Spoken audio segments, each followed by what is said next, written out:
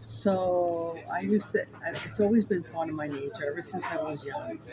I always thought that if I went somewhere else, if I traveled somewhere else, that I would be able to, fulfill my purpose better or do what I'm supposed to be doing or whatever. And it's just always been part of my nature. So I did a lot of traveling when I was younger.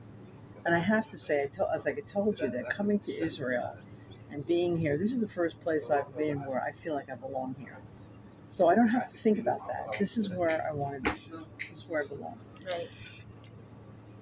But but I realize here I am at this stage of my life. And again, I'm thinking, well, am I living? Am I seeing enough? Am I doing enough? Should I be traveling? Should it be this? Should I be that? It's just funny. I fall into the same pit thinking that I used to think when I was younger. I don't know where that comes from, actually. I don't really know where that comes I from. think it comes very much from the Western upbringing, Western world upbringing that we went through. Yeah. Go explore, Yeah. but everything is going to be presented to you wherever you are. Everything you need to learn about life will be presented to you wherever you are. You choose to see it or not see it, your choice. But I don't have to worry about you don't that. have to worry about that, right? Whether I'm in It's on a India or here. it's on a nefesh level to want to explore and here, go there, find about this culture, find out about another culture, another religion, whatever, look for this rabbi or that Kabbalist or Or this another art teacher. gallery, another Right, museum. right, right. In that case. It's gonna maybe, it will give you some kind of feeling of like, obviously, it will give you some kind of a feeling, right? Yeah, oh yeah. Yeah, I'm sure it'd be But it pleasurable. also might give you negative experiences, Probably. right? Because, like we were saying, everything comes at a price in life. Everything, right?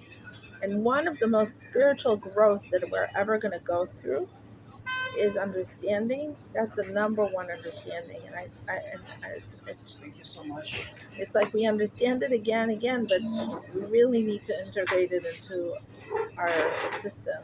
Mm-hmm. That everything is going to come with a price. You meet a person, you think, oh, he's the greatest person in the world. The price tag is not on it when you see it. The price tag will come along later because your tikkun, nobody's jumping into the tikkun, like we said in the beginning. We're not asking, God, give me altruism. I know my soul knows deep inside I was born to become altruistic. No, God puts everything in a disguise in a nice wrap, just like you look at you look at those websites and you buy a piece of clothing. It always looks on the Models. on the models, right? It looks so shiny and beautiful. Then you get a disgusting piece of fabric, right? You realize, how do they do it, right? How do they manage to make it look so beautiful and so different in the picture and in reality? Yeah. Same thing with life, right? We don't realize that, the wrapping is shining. We also present our better selves when we go out on a date, right? We don't put all our flaws on the first date, Right, of course. right? Yeah. And they get revealed Over slowly time. over time. So once we understand that everything will come with a price tag later, it's going to be so much easier for us to um, first of all, live with the exploration of life with a smile on our faces, and not be, maybe it puts a certain fear into there, but if we understand it, we'll just, we'll put on a smile and we'll keep on moving. We'll keep on swimming through the tide, Yeah. right? And that's our tikkun. Our tikkun is to always jump into the next experience that life gives us without being afraid, without putting a guilt and shame trip on our intuition. That's a big one. We put a guilt trip on our intuition and we stop um, Trusting ourselves. trusting ourselves, We start trusting. right? Right. But Yeah. once we understand that it's okay, our intuition was genuine and trustworthy, even when it took us through hard experiences, because we needed to learn there's something too. You mean the old argument between the Yetzer Hara and the Yetzer Hatov? What am I hearing? Is it the voice of, or is it this side? Which voice is it? The good voice, the bad voice? Everything is there to teach us something. You need to try to avoid all those things that look bad, Yeah. right? Yeah. But most of us do try to avoid the things that look bad, Yeah. and we still fall into them. It was it was God. It was destiny, and destiny. God is good. That's what we call God is good. What does it mean that God is good? Not that all the experiences that He's going to put us through are good. God is good in the sense of that particle of God in me Mhm. that takes me through the learning experiences, and it's a part of me too, and Mhm. it's still loyal to me Mhm. because it's loyal to my tikkun. So I think that if it was painful, it wasn't loyal to I wasn't loyal to my tikkun, What is it? What is your tikkun? the refining of my soul. And the And way what? the Hasidus is talking about it, the refining of my soul comes through the first of all refining of learning how to deal with my emotional system. So if I get triggered by ABC, I Mhm. will learn to not to be triggered in a way that will still keep me um, will not make me embarrassed of myself to think how I looked when I um, the way I acted when I in certain moments. So like I'm moving up the ladder in reacting to life's situations Mhm. Mhm. with more peace and more integrity. Every time I'm moving up the ladder, I'm not reacting exactly the same way that I said a million times I wouldn't react again. Not with the amount of pain, not with the amount of like meltdown, Yeah. whether my Right. meltdown comes through anger, depression, whatever, however my meltdown comes, I don't have that meltdown. Right.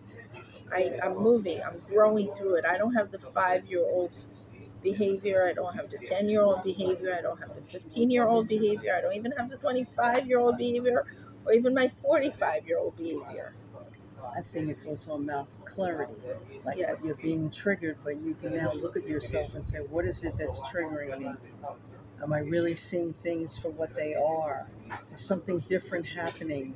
But I interpret this in a different way. right. It's like you're Do I going through. learn to see the bigger picture? Yeah. And do I learn to see the things only? And do I get stuck in always seeing every situation only from my own eyes? Or do I get to learn to see the situations from the other people's perspectives too? That's a tikkun. Well, good. That I'm accomplishing something. So I do think I do have Right, clarity. You right. know. Yeah. Wow.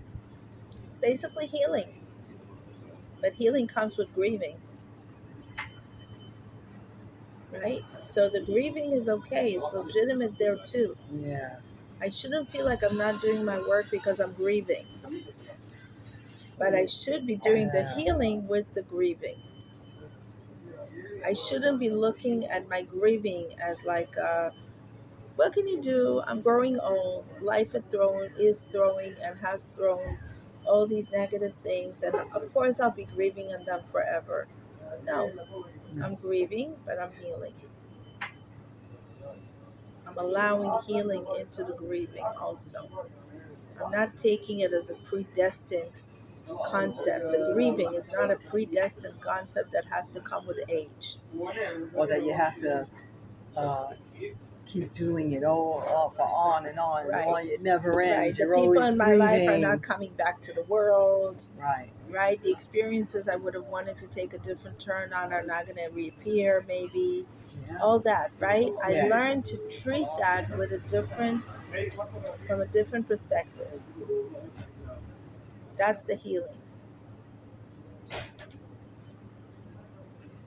You also don't have to let it color everything in your life. I was letting it color everything in my life, and that's not necessary. Because another person has died, and there is a loss. I must say, there's definitely a loss, but I didn't die. I'm I'm still here to fix.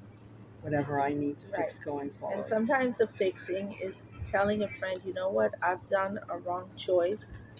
Maybe you need to do the same wrong choice, but here I am to give you from my experience. Yes, Maybe it could be handy to you to definitely. take a different turn in your life. And then your pain becomes meaningful, So true. not useless. So, You can also exemplify for someone that hasn't been through it how to go through it gracefully. also, How to go yes, through it gracefully. yes, That you can go through this grief, but you can still care for them, right, and other people, and still give of yourself. And right. Even if you get divorced with integrity. yes, Even whatever it is, yeah, that's what. Yeah, and also just even realizing that I did the best I could. right? Also, I did the best I could. Maybe if I was a different person with a different history or whatever, I would have been able to do it differently, but I did the best I could. right, right. And learning to tell myself when I know that I did the best I could and when I need to do a little more soul search if I really did the best I could. But God will give you another opportunity to find her. Yes, yes. He will give you another Yeah. opportunity to And find if you're out. suffering, then probably the soul search is not over. Once the soul search is over, then the dissonance is getting filled with this place of shalom, of completion. That's the deepest part of your yechida. If we're talking about like nefesh, ruach, neshama, chaya, and yechida, the deepest part where the yechida is, what is yechida? Yechida is one unity. And what is yechida also? It comes from the word yachad, together. Yeah. What is together there? Me and that godly particle in me that is not having peace because I haven't done a deep enough soul search. Once I've done the deep enough soul search, that part is being put to rest. That's how I know that I did the soul search completely. Wow.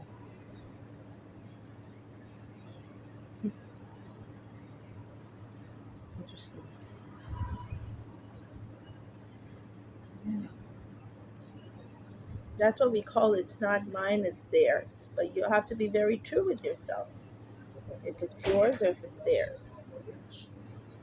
What belongs in your department to clean up? What belongs in somebody else's department to clean up? Yeah. So it's a big one. How do you know it? Yeah. Look in the mirror with a real, like Yeah. the truth. What's hard is that you don't know what another person's cocoon is. It doesn't matter. It's not in our charge. No. It's not in our department. Yeah. That's what I mean. You have no way Right. of knowing. You only know your part. Right. And that's what matters.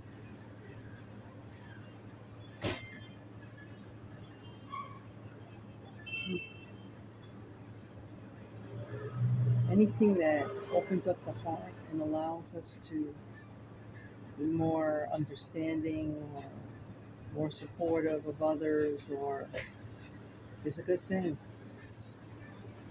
Yes.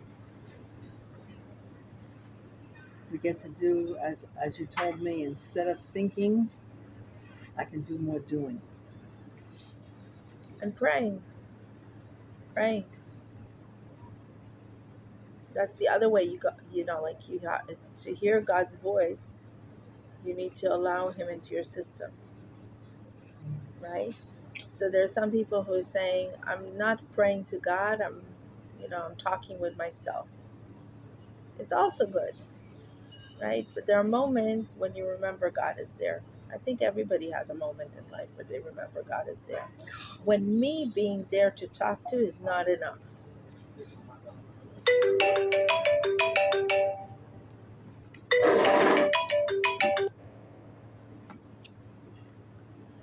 Uh, when me being is not enough, and we all need to remember those moments for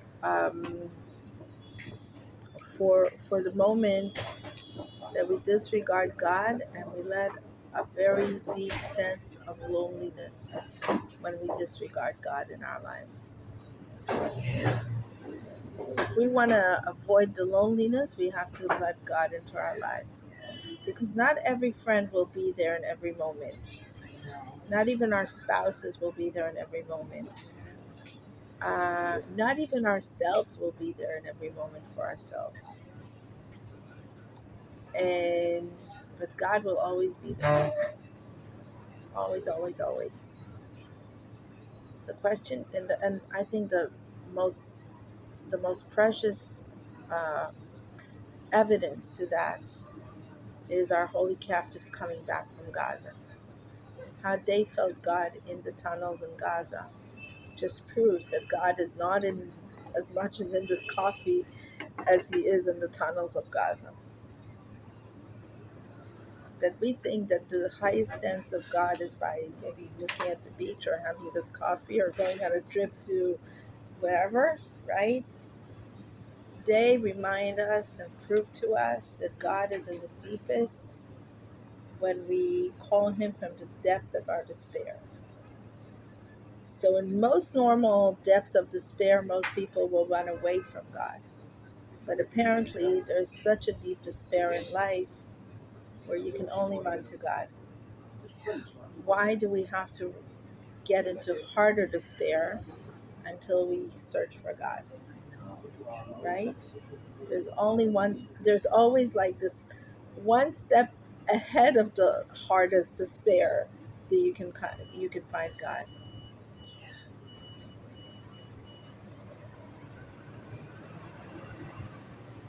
And then you don't feel alone ever.